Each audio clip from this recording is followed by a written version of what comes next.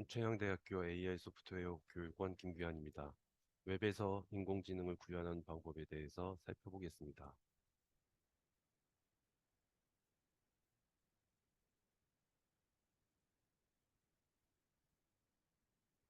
첫 번째로 간단한 웹페이지를 구현해 볼 거고요.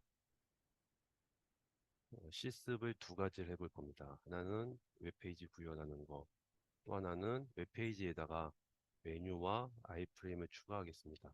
그래서 기본적인 웹페이지를 만든 후에 여기다가 메뉴를 추가할 거고요. 요 메뉴가 보여질 아이프레임을 하나 설정할 겁니다. 그래서 이 아이프레임은 액자라고 생각하면 됩니다. 그래서 웹페이지 안에서 그 메뉴 1과 메뉴 2의 내용이 이 아이프레임 안에 출력될 거다라고 생각을 하면 될 거고요. 두 번째로는 텐서플로우 JS를 이용해서 레모네이드 판매량을 예측해 볼 겁니다. 그래서 뭐 21도일 때 몇 잔이 팔렸고 22도일 때 몇 잔이 팔렸을 때 30도일 때는 몇 잔이 팔릴 거냐라는 거를 예측해 볼 거고요. 두 번째로 키에 따른 몸무게를 예측해 볼 겁니다. 그 남학생의 키와 여학생의 키가 있기 때문에 그 남학생의 키를 0으로 여학생의 키를 1로 해가지고 우리가 한번 예측을 해볼 겁니다. 그래서 두 가지 예측을 해보고 이번 시간을 마치겠습니다.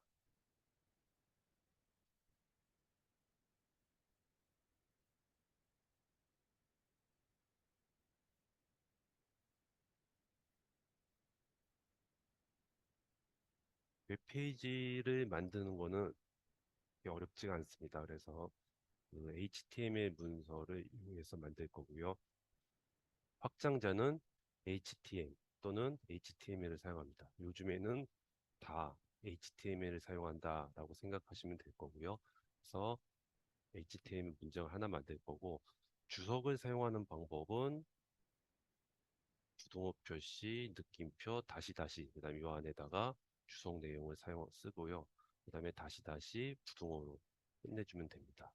주석을 사용하는 방법이고요. 그 요소는 문서의 특징을 지정하게 되는데 보통 태그하고 내용으로 구성되어 있습니다. 일반적으로 시작 태그와 종료 태그를 갖고요. 종료 태그 앞에는 슬러시가 있다라고 생각하면 됩니다. 몇 개의 단독 태그로 이루어져 있습니다. 그래서 시작 태그는 뭐 A 태그 시작되면 슬러시 A 태그로 끝난다라고 생각하시면 되는 거고요. 단독 태그는 몇 가지 때문에 BR이라는 태그라든가 BR은 줄바꿈 표시입니다. 웹페이지는 띄어쓰기를 많이 하던지 그다음에 엔터를 많이 쳐도 하나밖에 인식을 못합니다. 그래서 띄어쓰기를 스페이스바를 10칸을 눌러도 한 칸만 띄어진다라고 생각하시면 되고요. 그다음에 엔터를 10번을 쳐도 한 번 인식을 안 하기 때문에 반드시 줄바꿈에서는 BR이라는 태그를 사용을 해야 됩니다. 그래서 이런 BR 태그를 단독 태그라고 하고요. 시작하는 태그와 끝나는 태그가 있는 것 이런 것들을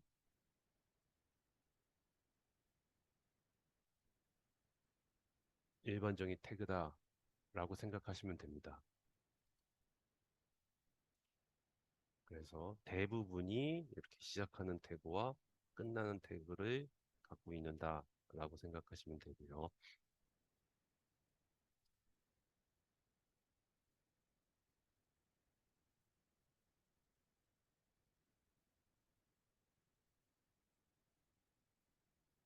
첫 번째로 가장 기본적인 페이지를 한번 살펴보겠습니다. 맨 위에는 느낌표 도큐멘트 HTML이라는 요소를 사용하고요. 이거는 전체 문서가 HTML5 문서라는 것을 알려줍니다. 우리가 지금 최신 버전이 HTML5이기 때문에 우리는 맨 윗줄에다가 느낌표 도큐멘트 타입 HTML 이렇게 사용하시면 될 거고요. 그 다음에 HTML로 시작되고 HTML로 끝난다라고 생각을 하시면 됩니다. 그래서 HTML 문장이라는 것을 알려주게 되고요. 그 다음에 우리가 사용하는 게 한국어기 때문에 랭귀지는 KO라고 사용을 하시면 됩니다. 만약에 여기다가 요게 앞에 있는 게 속성이 되고요. 다음에 등호 다음에 있는 게 속성 값인데 여기다가 en이라고 쓰면 여러분들이 옵션에서 그 웹브라우저에서 자동 번역을 해 놓으신 분들이 계실 겁니다. 근데 만약에 en이라고 쓰면 영어라고 인식하기 때문에 그 무조건 번역할까요가 사용되는 거죠. 그래서 우리가 한국어를 사용하기 때문에 KO라고 명시를 해줘야 되고요. HTML은 헤드와 바디로 이루어져 있습니다. 헤드에다가는 이제 메타 해가지고 우리가 사용하는 문자 셋이 뭐냐? UTF-8을 사용하는 거고요. 그다음에 타이틀 해가지고 우리가 여기 보시면 탭에 쓰여지는 글자를 지정해 줄 수가 있습니다. 그래서 딥러닝이라고 사용을 할 거고요. 만약에 CSS를 사용한다 그러면 스타일이라는 태그를 사용한다 라고 생각하시면 되고요. 자바스크립트를 사용한다 그러면 스크립트라는 요소를 사용하시면 됩니다. 이렇게 사용하시면 되고요. 그다음에 화면에 보여지는 내용은 모두 다그 바디 안에다가 집어넣는다라고 생각하시면 되고요. H는 헤드라인인데 굵은 글씨체를 나타냅니다. 그래서 웹을 이용한 딥러닝 구현이라는 것을 여기 화면에 나타내주는 간단한 예제입니다. 그 모든 웹페이지는 요 형식을 따라야 된다라고 생각하시면 되고요. 이제 여기 이 문장을 기본으로 해서 여기다가 우리가 추가를 하는데 그 화면에 보여질 내용은 여기 바디 안에다가 추가를 하시면 된다라는 거죠. 그래서 이따가 우리가 만약에 그 메뉴를 추가한다든가 아이프레임을 추가할 때는 이 바디 안에다가 집어넣어 주시면 되고요. 그다음에 CSS 우리가 문장 그 HTML 문장을 꾸며줄 때는 CSS를 사용하는데 CSS는 헤드 안에다가 정의를 한다라고 생각을 하시면 됩니다. 자, 그러면 이제 메뉴를 한번 추가해 보겠습니다. 여기 보면 그냥 글자만 하나 나와 있고요. 웹을 이용한 딥러닝 구현. 여기다가 메뉴 1과 메뉴 2를 추가할 거고요. 그다음에 액자라고 그랬죠. 화면이 메뉴가 보여질 아이프레임을 하나 추가할 겁니다. 그래서 메뉴와 아이프레임을 추가하는 예제입니다.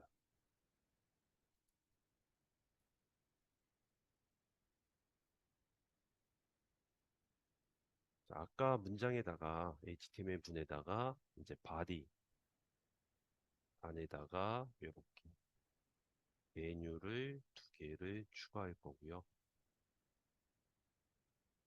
여기 보시면 이제 링크가 걸리기 때문에 링크는 A 태그를 사용합니다. 그래서 만약에 그 메뉴 01.html 여기 예제 1이라는 걸 클릭하면 메뉴 01.html을 불러와라 라는 거고요. 타겟은 어디다 불러오냐 라는 거가 됩니다. 그래서 여기 보면 타겟을 t라고 줬죠. 여기서 말하는 t는 요 아래 프레임 네임이 t이기 때문에 우리가 예제를 누르면 메뉴 01.html 불러오는데 이거를 요 아래에 있는 프레임에다가 출력해라 라는 의미가 되고요. 두 번째는 예제 2를 누르면 메뉴 02.html을 불러오는데 이것도 역시 여기 프레임 안에다가 출력을 해라 라고 생각을 하시면 되고요. 그 다음에 헤드 안에 CSS 문장을 하나 추가했습니다. 이 CSS 문장은 뭐냐 하면 자, 스타일 슬러시 스타일로 되어 있고요. 자, 바디의 크기를 고정시켰습니다. 위드는 900픽셀로 고정을 시켰고요. 자, 마기는 오토라는 게 있는데 이 마긴 오토라는 건 뭐냐 하면 우리가 웹브라우저를 띄우면 웹브라우저 안에 이제 여기 바디 부분이 구성되게 됩니다. 웹브라우저가 커지거나 작아질 수가 있는데 이 바디는 900픽셀로 고정이 되어 있고요. 요 막인이 오토라는 거는 요 바디 부분이 항상 웹브라우저의 중앙에 위치해라 라고 생각을 하시면 됩니다. 그래서 요 막인 오토라는 말이 없으면 항상 이 왼쪽부터 이게 이쪽 붙게 되겠죠. 왼쪽에 붙어서 나오게 되는데 막인 오토라는 속성을 주시면 웹브라우저가 커지거나 작아져도 항상 요 가운데 움직이게 된다라고 생각하시면 됩니다. 그래서 여기 보시면 왼쪽에 붙어서 만들어져 있고요. 이제 딥러닝이라는 그 index.html이라는 문장을 보면 그 가운데 존재를 한다라고 생각을 해 보시면 됩니다. 그래서 한번 눌러보면 여기 아까는 왼쪽에 붙어져 있었는데 지금은 가운데 붙어 있다라고 생각을 해 보시면 될 거고요. 그래서 지금 가운데 그래서 여기서부터 여기까지가 이 여백이 자동으로 가운데로 맞춰지게 된다라고 생각해 보시면 됩니다. 그 다음에 여기 보시면 자 스타일은 자 프레임의 모양을 나타내 줍니다. 여기도 스타일이니까 CSS겠죠. 그래서 인라인 CSS를 사용을 했고요. 자 위드는 900, 그래서 가로가 900 픽셀이고요. H는 650, 세로가 650짜리 아이프레임을 만들었습니다. 집어넣었고요. 그 다음에 보더는 이제 선의 모양을 나타내 준다라고 생각해 보시면 되고요. 첫 번째 3픽셀은 선의 굵기입니다. 이게 3픽셀이 되고요. 선 모양은 직선이죠. 실선은 솔리드가 되고요. 다음에 색깔은 파란색이 됩니다. 이렇게 만들면 이제 메뉴 여기 보면 예제 1과 예제 2라는 메뉴가 만들어졌고요. 그다음에 아이프레임이 만들어졌습니다. 그래서 예제 1을 누르면 메뉴 02.html을 여기다가 이렇게 나타내게 되고요. 예제 2를 누르면 메뉴 02.html이 여기에 이렇게 출력된다라고 생각을 해보시면 됩니다.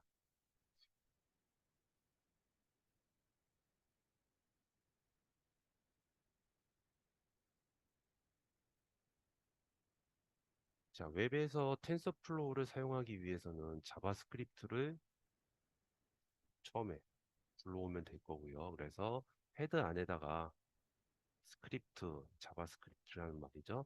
그래서 요 주소를 여기 있는 요거를 그대로 사용을 하시면 됩니다. 텐서플로우가 몇 가지 버전이 있는데 우리가 사용할 거는 여기서 나타내주는 요 버전을 사용할 거고요. tf.min.js라는 버전을 사용한다 라고 생각하시면 됩니다. 첫 번째로 자바스크립트를 먼저 추가하시고요.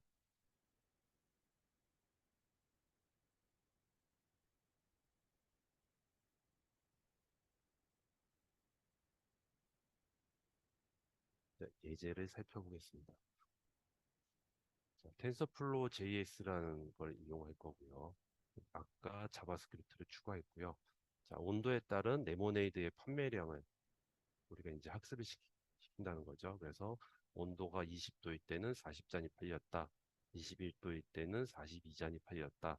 22도일 때는 44잔, 23도일 때는 46잔, 24도일 때는 48잔, 25도일 때는 50잔이 팔렸다면 만약에 30도이면 얼마나 팔릴까? 우리는 이제 이 식을 딱 보면 연산이 온도 곱하기 2 하면 판매량이다라는 걸 알 수가 있습니다. 그래서 우리는 30도이면 60잔이 팔릴 것이다 라고 예측이 가능합니다.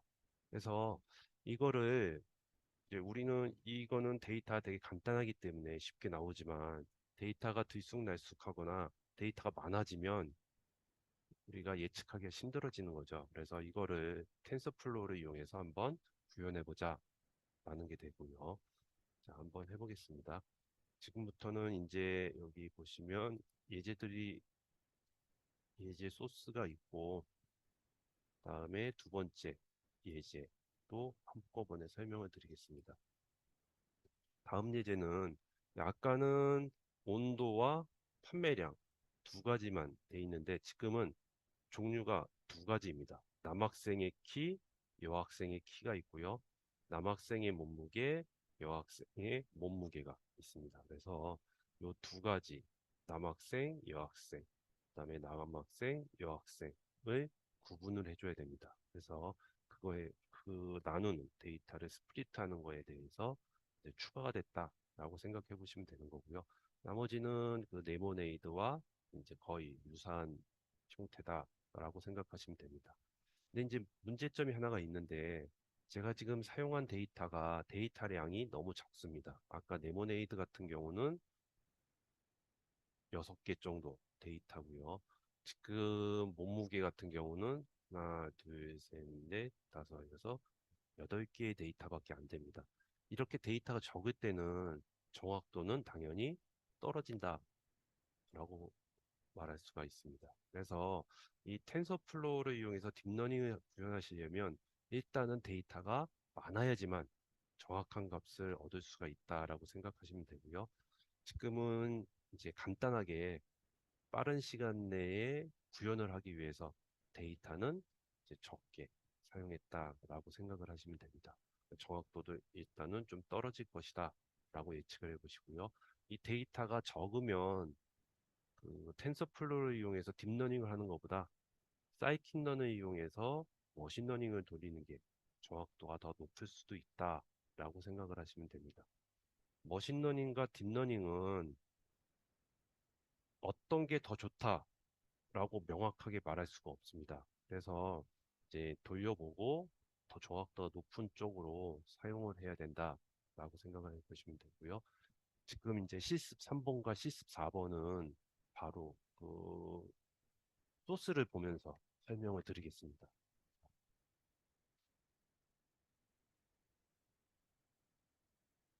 여기 보시면 이제 소스가 있고요.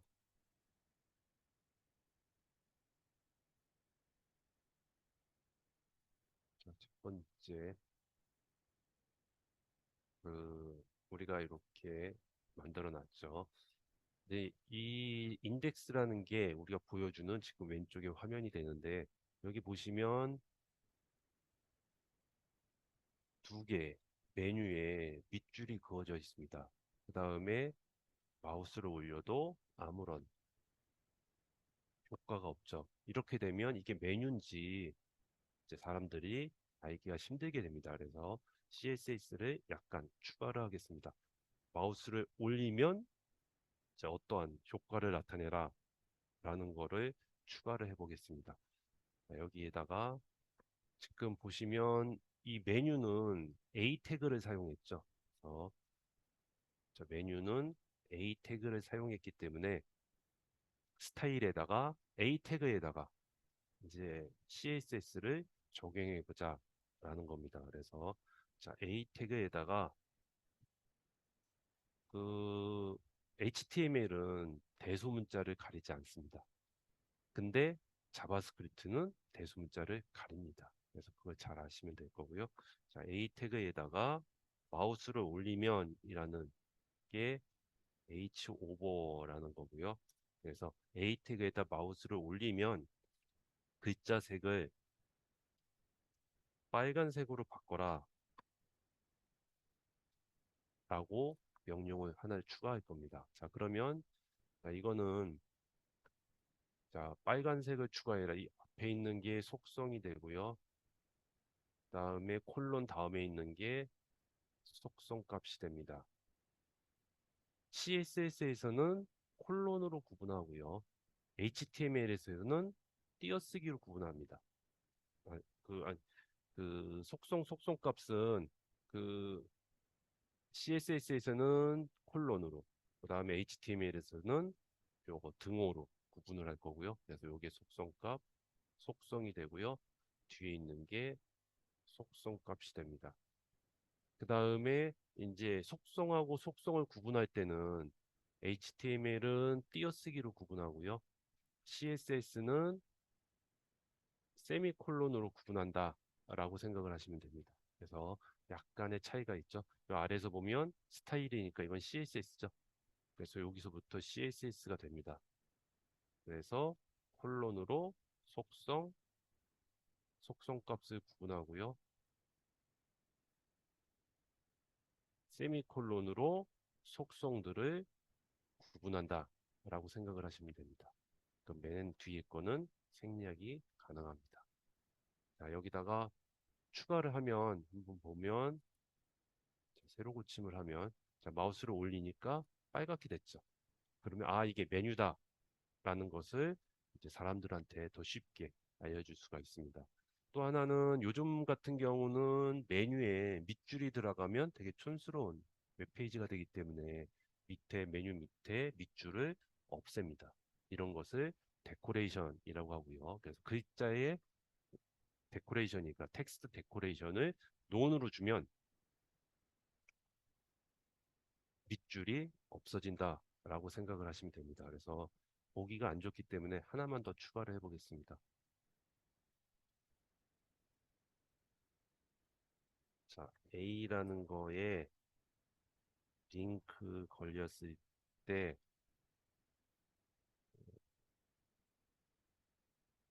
와, 그 다음에 A라는 거에 방문, 한번 갔다 온 거죠. 방문했을 때 어떻게 하느냐, 가로를 열고요. 이 안에다가 속성값을 넣어주면 됩니다. 자, 텍스트, 데코레이션 해주고요. 여기다가 논 해주면 여기 보시면 밑줄이 없어지게 됩니다. 자, 밑줄이 없어지고요. 마우스를 올리면 빨간색이 되기 때문에 아, 이게 메뉴다라는 것을 더 확실히 알려줄 수가 있습니다. 색깔도 한번 넣어보려면 여기다가 A 태그에다가 자, 컬러를 그러니까 링크가 돼 있거나 다른 거랑 연결이 돼 있거나 한번 방문했던 거의 색깔을 파란색으로 넣어라. 그래서 파란색으로 주면 여기 보시면 파란색으로 되고요. 그다음에 좀 더 크게 글자 너무 작으니까 메뉴니까 좀 더 키우자. 그럼 폰트 사이즈를 사용하시면 됩니다. 그래서 폰트 사이즈를 이제 원하시는 대로 20픽셀이다 라고 주시면 여기에 크기가 더 커지죠. 20픽셀. 자, 이렇게 해서 일단 메뉴를 만들 거고요. 메뉴가 이제 페이지가 다 끝났습니다. 그다음에 서브 메뉴를 한번 만들어 보겠습니다. 자, 메뉴 여기 보시면 메뉴 01이 아까 예제 레모네이드 예측이 되는 거고요. 메뉴 02가 키를 예측하는 파일이 됩니다. 그래서 메뉴 02를 눌러보면 자, 이제 추가된 거에 대해서 설명을 드리겠습니다. 바디는 이제 800의 여백은 오토로 한다니까 이 안에 프레임 안에서 가운데 정렬이 될 거고요. 여기다가 이렇게 가운데 정렬이 될 겁니다. 가운데 정렬이 되고요. 여기 보시면 div를 4개를 셋, 넷, 5개를 만들어 놨습니다. 첫 번째 봤더니 800. 여기서부터 여기가 800인데 이 안에 바디가 800인데 맨 위에다가 이렇게 만들고 800픽셀짜리 div를 하나 만들 거고요. 그 다음에 150, 150, 200, 200짜리 div를 만들 겁니다. 요것은 이름이 아웃풋이 되고요. 이거는 아웃풋 1, 2, 3, 4가 되고요. 그 다음에 여기가 150픽셀, 150픽셀, 200픽셀, 200픽셀. 자, 이렇게 구분한 다음에 우리가 원하는 것을 각각 div에다가 출력하게끔 만들 거다라고 생각하시면 됩니다. 그래서 이 웹, 아이프레임 안에 들어가는 메뉴 01이라는 페이지는 이렇게 논리적으로 5개의 부분으로 나눠져 있다라고 생각을 해보시면 되고요. 플롯 레프트라는 거는 왼쪽부터 붙여서 이렇게 구역을 div를 나눠라 라고 것을 의미한다라고 생각하시면 되고요. 그다음에 스크립트를 불러올 겁니다. 그래서 텐서플로우의 모듈을 불러오고요. 그다음에 첫 번째 여기다 텐서플로우 요 글자를 화면에 출력을 할 겁니다. 그래서 보시면 메뉴 1을 누르면 여기에 이제 글자가 출력이 되고요. 첫 번째 요 내용은 자 아웃풋이라는 거에다가 아웃풋은 아까 요 위에 있는 요 내용이죠. 800짜리 가로가 800 픽셀인 거에다가 요 내용을 출력을 해라 라는 거고요.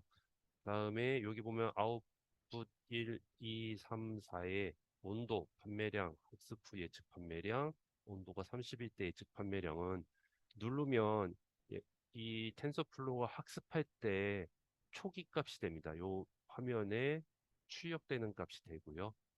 처음에 딱 시작되면 이제 지워졌다가 요 내용이 없어졌다가 다시 출력이 되게 되는데 계산해서 출력이 되게 되는데 그 초기 값이라고 생각하시면 됩니다. 다시 한번 보시면 세로 고치면서 이제 1을 누르면 지금 여기 요 값을 나타낸다라는 거고요. 이게 이제 계산되기 전에 화면에 출력되는 값을 나타낸다라고 생각하시면 됩니다. 그 다음에 이제 딥러닝을 구현해 보겠습니다.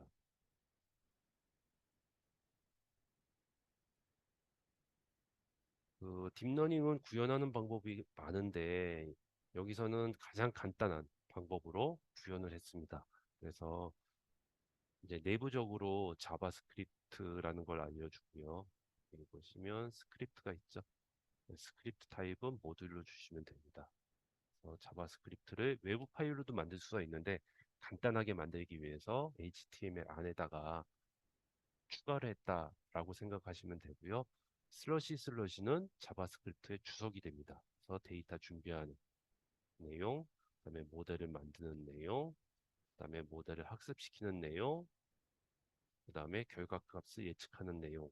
그래서 네 가지 부분으로 나눠져 있다라고 생각하시면 되고요. 첫 번째 이제 데이터를 온도는 20, 21, 22, 23, 24, 25를 줄 거고요.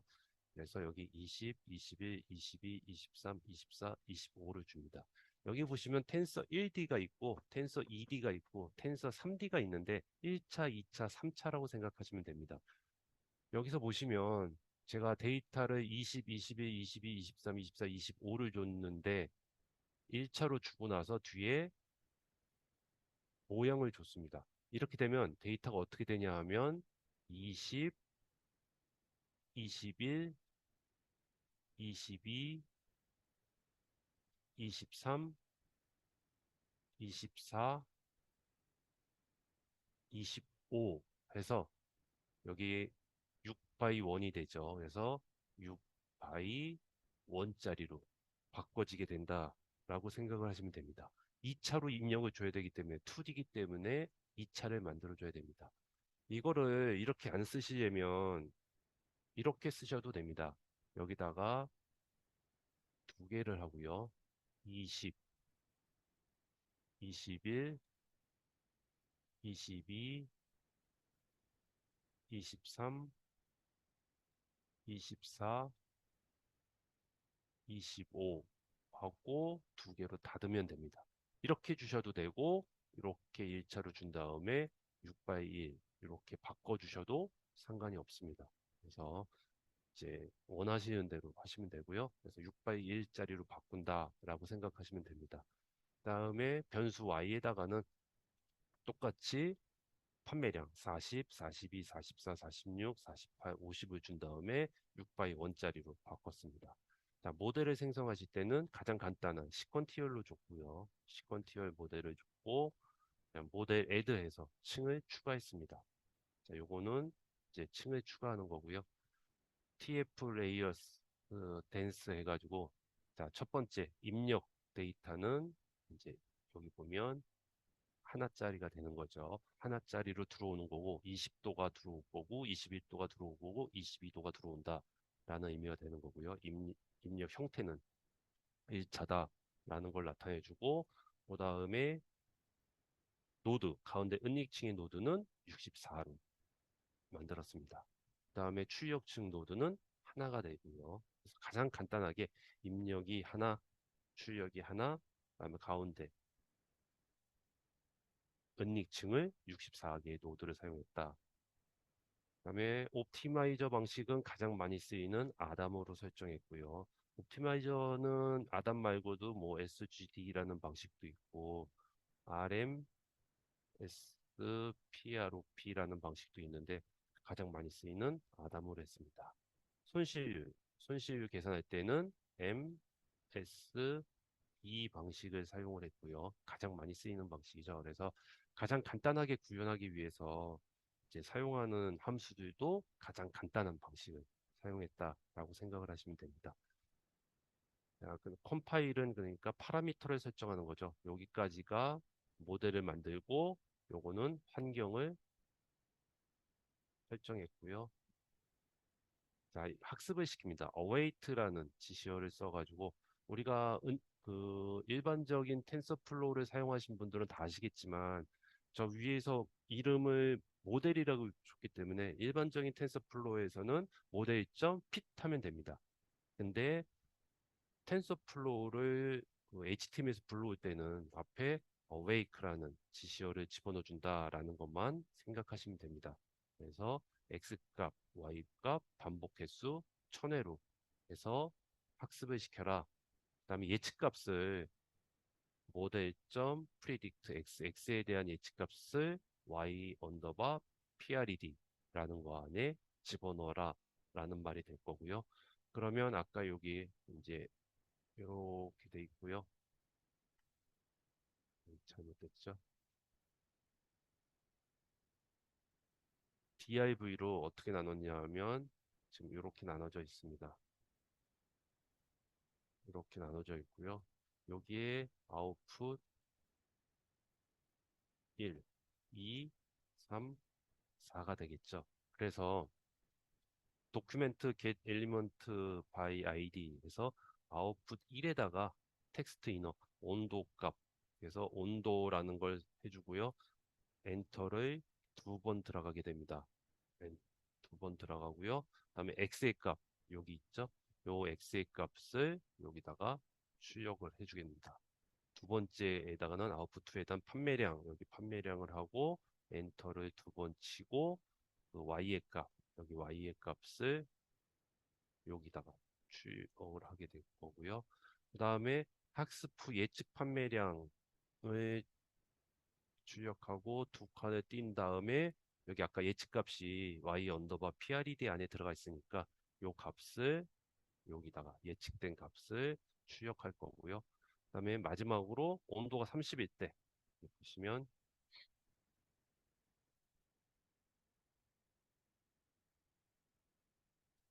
여기에 모델 프리딕트에서 tf.tensorED에서 2차를 반드시 2차를 써줘야 됩니다. 30일 때 온도가 30일 때 예측값을 출력해라. 보시면 비교적 정확하게 결과가 나왔다라고 생각하시면 되겠죠. 정답이 40인데 40.15, 40인데 42.09, 44인데 44.03, 46인데 45.97 거의 비슷하게 나왔습니다. 이거는 1차인데도 정확하게 떨어진 이유는 20, 40, 21, 40이 아주 정확하기 때문에 거의 비슷하게 떨어졌고요.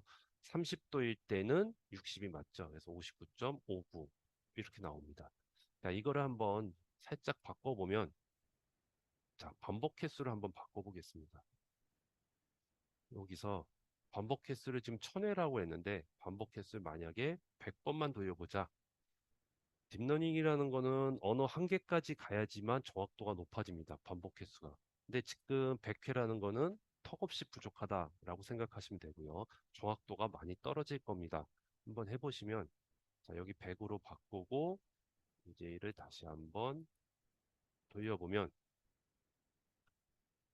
터무니없게 잘못 나오죠. 여기 50일 때 38, 그 다음에 30도일 때 터무니없이 값이 잘못 나옵니다. 여기서 고치는 방법은 이제 딥러닝을 해보신 분들은 아시겠지만 두 가지가 있습니다. 하나는 반복 횟수를 늘리는 방법, 또 하나는 모델을 좀 더 층을 증가시키는 방법이라고 생각하시면 됩니다.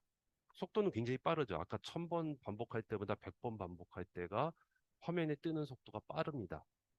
근데 정확하지가 않습니다. 그래서 한번 층을 한번 추가를 해보겠습니다. 자, 여기다가 모델 애드에서 tf.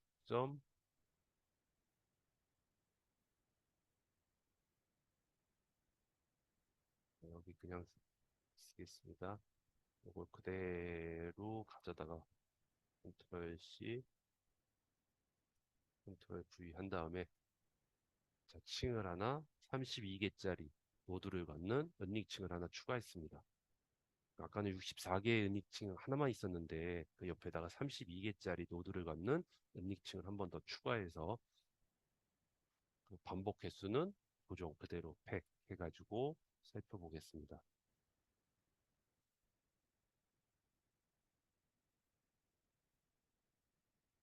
자, 아까는 정확도가 완전히 떨어졌었는데 지금 층을 하나 더 추가했더니 여기 층을 하나 추가됐죠? 층을 추가했더니 정확도가 원래대로 1000번 돌린 거랑 똑같이 정확도가 정확하게 나오죠. 그래서 층을 추가해도 되고요. 그 다음에 아까처럼 원래의 100번 반복하는 거에서 층을 추가하는 게 아니라 층 추가하는 부분을 주석 처리를 하고요. 반복 횟수를 1000번으로 바꿔도 다시 한번 보시면 정확도는 높아진다. 그래서 이제 설계하시는 분이 반복 횟수를 늘릴 거냐, 층을 더 추가할 거냐라는 것을 선택하시면 된다라는 거고요. 자, 두 번째 예제는 이제 똑같은 건데 요번에는 입력값이 이제 여학생과 남학생으로 나눠서 여학생의 키 몸무게, 남학생의 키 몸무게가 구분이 돼야 된다라는 겁니다. 그래서 그 한번 보시면 자, 윗부분은 다 똑같고요. 똑같이 만들었고 여기 출력되는 부분도 똑같이 하고 다 똑같습니다. 이제 달라지는 부분은 이제 전부 다 똑같이 이거는 화면에 출력되는 부분이니까 큰 의미는 없고요. 여기 출력되는 요 부분을 나타내 주는 거죠. 그 다음에 요거는 이제 돌리기 전에 여기 보시면 이제 돌리기 전에 여기 지금 나와 있죠. 키 몸무게가 요 글자가 나타내 주는 거고요. 그다음에 이제 다 똑같습니다. 이제 보실 부분은 요 부분만 확인을 해 보시면 됩니다. 달라진 부분이 자, 데이터를 입력할 때 요 부분이 되겠죠. 이제 너무 기니까 엔터를 쳐서 구분을 하겠습니다. 그래서 하나, 둘, 셋, 넷, 다섯, 여섯, 일곱, 여덟 개. 그다음에 엔터를 쳐서 구분을 할 거고요.